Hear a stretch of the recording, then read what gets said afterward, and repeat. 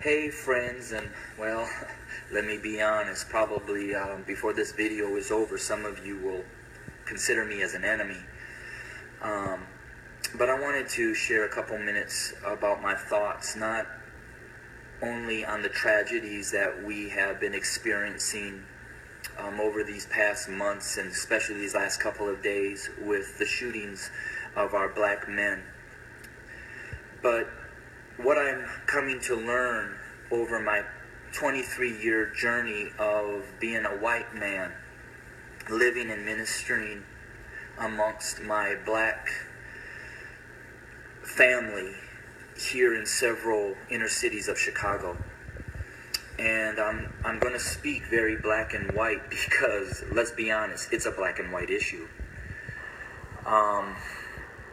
I want to take you to the book of Exodus, chapter 1, and I wanted to share a little bit of what took place prior to the rise of Moses. When I read that, it talked about that the Pharaoh became concerned and very fearful that the Hebrew slaves were growing in number and in power. So, in order to maintain their oppression, he put upon them great labor. He put upon the Hebrew slaves cruelty to keep them down. However, they still grew. And so he brought together some midwives, and he instructed them that when a Hebrew boy was born, kill him. Well, these midwives did not follow, and the Hebrew slaves continued to grow. Eventually, the Pharaoh became so hatred and towards those Hebrew slaves that he made a decree. He put out an order that male baby boy Hebrew slaves were to be killed by casting them into the Nile River. Let's look at America. We brought blacks into this country as slaves. We never intended them to be anything other than a slave. But they began to grow in number and in power, and eventually they fought their way to some freedom. So we became even more cruel. And to keep our black Americans down, we lynched. But yet they rose. So then we used the welfare system, the criminal justice system, to keep them down, to contain them, to destroy them. But yet they rose, and they're rising. Then we built prisons and jails to hold them. Yet they rose. And so now we are doing exactly what the Pharaoh did at the end, sending out a decree: kill them. So until we admit that when we wrote this Constitution that all men are created equal, that we never intended to include our black brothers and sisters, our nation may end up facing exactly what the Egyptians faced when they refused to let God's people go.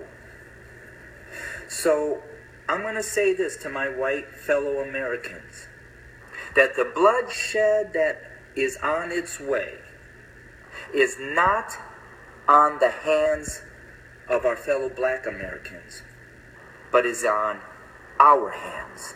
We are the ones that are refusing to let God's people go. We are the ones that are refusing to acknowledge that we do not value our black brothers and sisters as equal individuals or equal Americans as us white men. And to my black brothers and sisters, the racial issues, as I've said, have been there from the very foundation. But why do we see it more? Because there's a shifting.